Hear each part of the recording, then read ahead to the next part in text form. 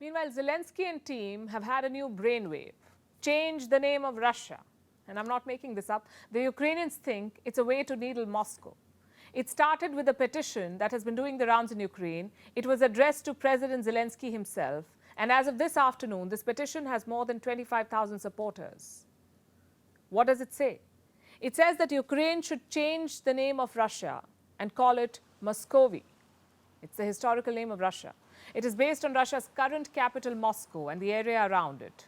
According to this petition, this name, Muscovy, appears widely on maps from the 16th to the 19th century. This is before the Russian Empire was born. Russia, then known as Muscovy, was a smaller state. This was before the rise of Peter the Great. And who was Peter the Great? The Tsar of Russia. From 1682 till 1725, that's when he died. This was his reign. And this was a turning point in Russian history. In the 18th century, Peter the Great forged a new Russian empire. He fought what is called the Great Northern War. The war lasted 21 years, and he conquered lands from the Baltics to the Black Sea. This includes modern-day Ukraine. Peter the Great needed a new name for this great empire. He called it Russia. And that's how Muscovy became Russia. Now, Ukrainians want to go back to the old name. First of all, the name is not theirs to change. And second, how does it help them?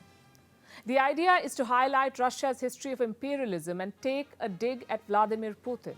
The move is symbolic at best. Remember, Putin is a big fan of Peter the Great. The Russian president often brings him up, mostly to justify his actions in Ukraine. Last year, Putin compared himself to the former Tsar. He, Peter the Great, led the war for 21 years. One could say he was fighting with Sweden, trying to tear away some parts. He wasn't, though. He was returning the land. Returning land and consolidating. That's what he was doing. Now, it seems it's our turn for returning and consolidating. So that's how he sees the war in Ukraine, an attempt to resurrect the old Russian Empire, the one that was built by Peter the Great. And all of this matters because this conflict is not just about controlling territory, it's also about shaping narratives, which explains why the Ukrainian petition is getting so much traction. In the middle of the war, they want to push for a name change, and Zelensky has decided to put his weight behind it.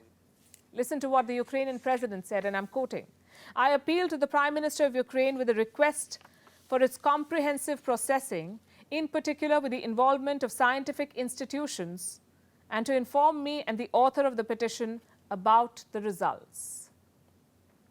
In other words, Zelensky is seriously looking into this. He has asked his prime minister to submit an assessment. In response, Moscow has lashed out at Kiev. First, the Russian Foreign Ministry issued a statement. It called the petition an example of anti-Russia propaganda. And then Dmitry Medvedev spoke out. Medvedev is an ally of Putin. He's also the former president of Russia. He hit back at Kiev with abuses and slurs, which goes on to show that the petition has hit a raw nerve in Russia. And what about its president, Vladimir Putin? He seems undeterred and determined to rebuild the Russian Empire. Last month, Moldova, remember, made a big claim.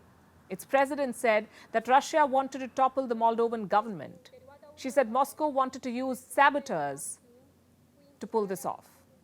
Now, a new report has come out. It says Vladimir Putin has a strategic plan, a plan that was made in 2021. The goal is to bring Moldova under Russian influence. And for this, Moscow could deploy a range of tactics. The report says these tactics involve the creation of pro-Russian groups in Moldova, the infiltration of Moldova with Russian operatives, the use of influence campaigns, and even protests to destabilize the government of the day. But why does Russia want a foothold in Moldova? Well, it has compelling reasons. Moldova sits between the European Union and Ukraine. It is strategically located. In the days of the Cold War, Moldova used to be a Russian military outpost. Just like Ukraine, it was part of the Soviet Union. But it split in the year 1991, and now Moldova is worried that it could be Putin's next target.